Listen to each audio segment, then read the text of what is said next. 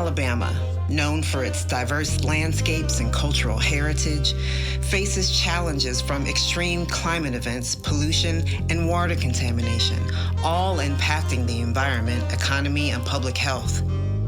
Industrial facilities contribute to air and water pollution, posing health risks to nearby communities.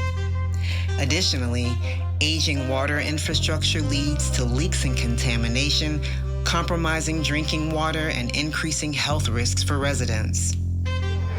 We're gonna do this last song, and then you don't have to give them scholarships. I need the scholarship, lady. Go ahead.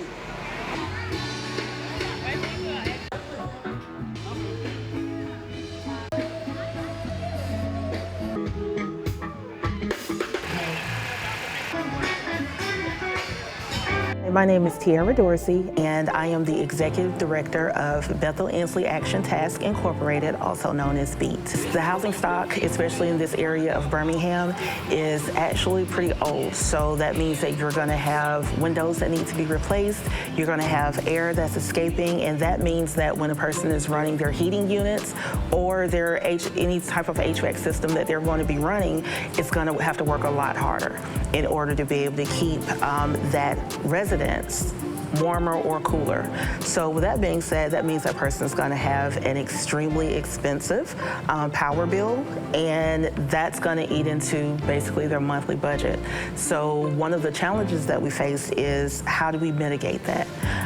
How do we help those folks who may be renters instead of homeowners, or homeowners who are now who have retired and they have even less money than they did when they were working? How do we try to redirect some of those funds that they have into the house that needs the work that they live into? So that's our issue. That's one of the issues. One of the other issues as well is, of course, with climate change. We're having hotter days and more unpredictable weather. So you can actually tell when you're driving down the street the difference in really just the ages of the homes. Most of these homes were built in the 1920s through 50s. These are some of the issues that we have ongoing. We can build new homes where there are empty lots, but then you have homes that, we don't own. We don't have any sort of access to those owners, and they're abandoned, being burned down, and that's just more houses that have to be actually torn down. But you can kind of tell the homes that we keep up, and the rest are going to be homes that homeowners are actually purchasing. Is that little commercial space there still on the radar? That is there. When I tell you, there's a lot of stuff on the radar right now. My thought process is just really solidifying partnerships that are going to bring acquisition money to the table in ways that make sense for the community. As we come down this street, this is Avenue D, this is the main street that we've done the bulk of the building in Inslee on. And you can see it's tree lined, it's, everybody watches out for each other, that kind of thing. This is where the most of the rental properties that we own are going to be, so we help take care of those, and again, make sure that the folks that live in them have basically safe, affordable housing. The challenges of building, we started this one on January 9th. The foundation was actually started right here. We had to push it back 10 feet because even though we were correcting our building, the neighbors complained, saying that they didn't think it was pretty to have a house that far up. Oh, wow. So that cost us $2,500 to push it back, and it also cost me about 6 weeks of construction time. So that meant I had to start that one. Yeah. And so that's why that's over there. Now the issue is getting reimbursed on a timely basis, which is why we didn't start this one until March. Okay. And when we started this one in March, what ended up happening was I've had delay after delay after delay. One of the things that I am doing in the housing, which is I'm doing as much efficiency as possible. I'm trying to build as much in as possible. So with that, we did increase our value on the insulation that we used. So that's, we got a thicker value. We got, so it's nicer. It's going to at least help with that. But going forward, because there is the ability, I'm hoping to be able to build about 60 houses in this community. Okay. We're not doing anything builder grade. We have upgraded end panels on our cabinets. There's all wood construction there. We of course have a backsplash, granite countertops. You're gonna have stainless steel appliances, and they are energy efficient.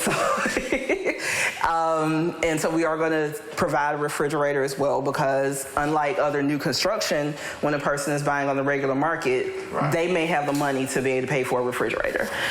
Most of our folks, by this being affordable housing, they don't have the money to be able to pay for it. We actually have tiled out tub surrounds. These are upgraded vanities. Again, none of this stuff is builder grade. Yeah. So, the bedrooms are a nice size. I see. So I didn't want you to just basically be able to put a twin size bed in there. Yeah. All of the doors are 36-inch openings. So as well as the hallway. So if at some point the homeowner needs wheelchairs or extra assistance, they don't have to worry about that being an obstacle. You gotta expand it. Mm-hmm. And actually all these are walk-in closets. So we have pretty good space in all of there. And you know what? What? If y'all don't weather seal that, you're doing an injustice to them people.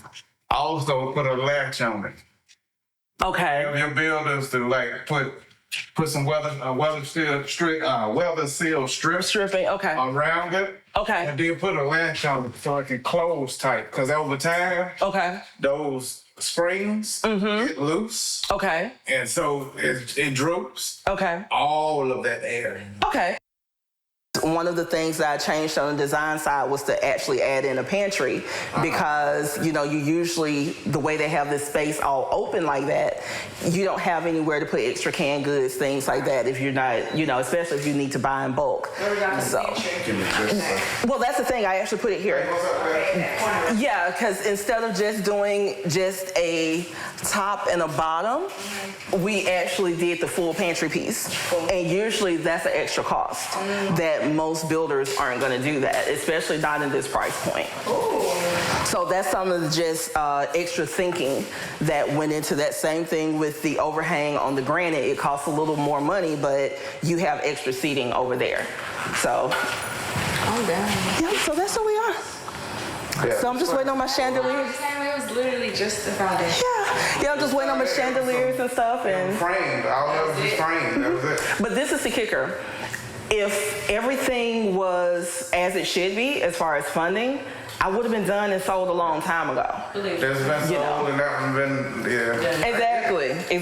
I get it. So that's my problem. So with this, we're doing some very creative things. Oh, they did. See, this is what I mean. This wasn't here. This is affordable housing. Yes. It's affordable. Nice. Yes, that's the point. Nice. Mm-hmm. Basically what I wanted was it should rival any of your national big box builders.